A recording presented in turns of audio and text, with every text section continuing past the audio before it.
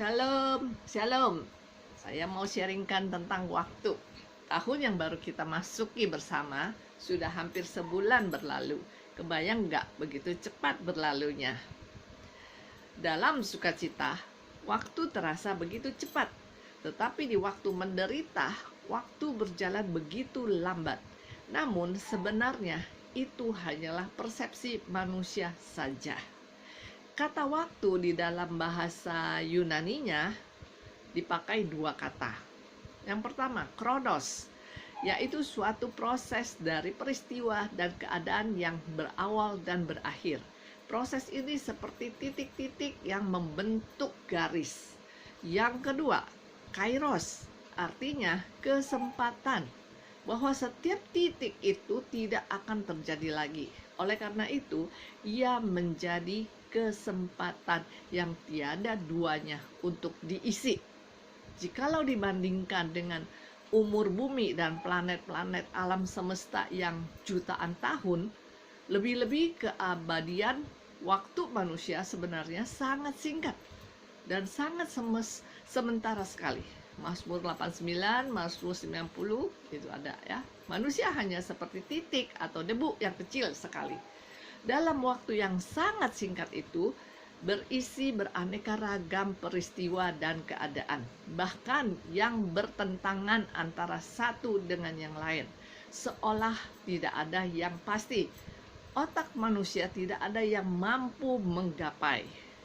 Banyak orang bingung. Manusia bingung karena hanya mengetahui sekeping kecil waktu. Namun bagi Tuhan Sang Pencipta, Dia mengetahui waktu tersebut secara utuh. Bahkan Dia mengaturnya dan mengarahkannya dengan cermat, sehingga tidak ada yang kebetulan baginya.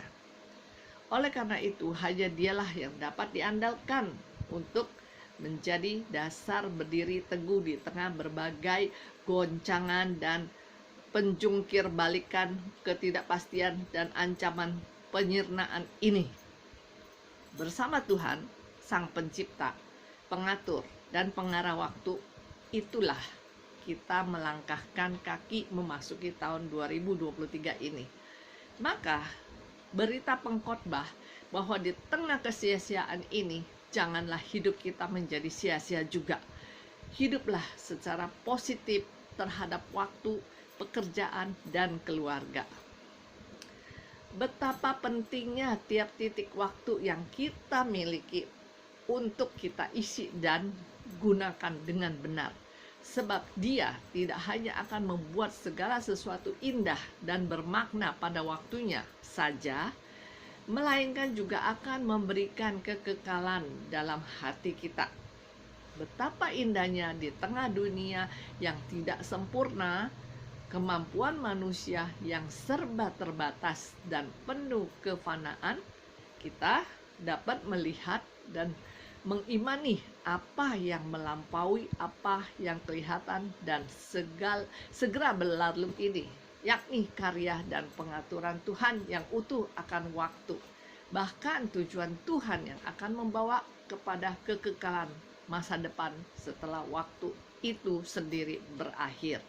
Hal itu akan membawa hidup kita tidak diobang-ambingkan oleh gebyar nilai-nilai dunia yang serba terbatas dan fana ini, melainkan dituntun dan ditentukan oleh nilai-nilai kekekalan.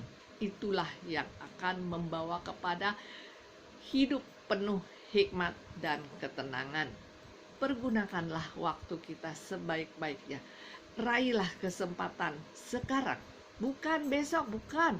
Karena begitu kesempatan itu pergi, dia takkan kembali lagi. Tuhan Yesus memberkati.